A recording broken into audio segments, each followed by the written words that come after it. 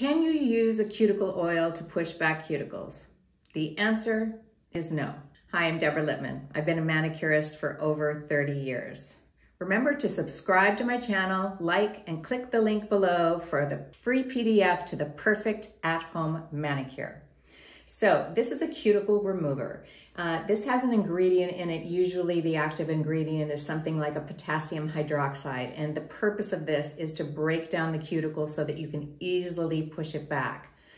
Cuticle oils, on the other hand, are meant completely for hydration. You can use these as often as you like. There are many, many, many different kinds of cuticle oils with all different formulas that are delicious. Some are richer than others, some are lighter than others. This is something that you can use all the time. The cuticle remover, you only use once a week, and you use only cuticle remover before you push back your cuticles.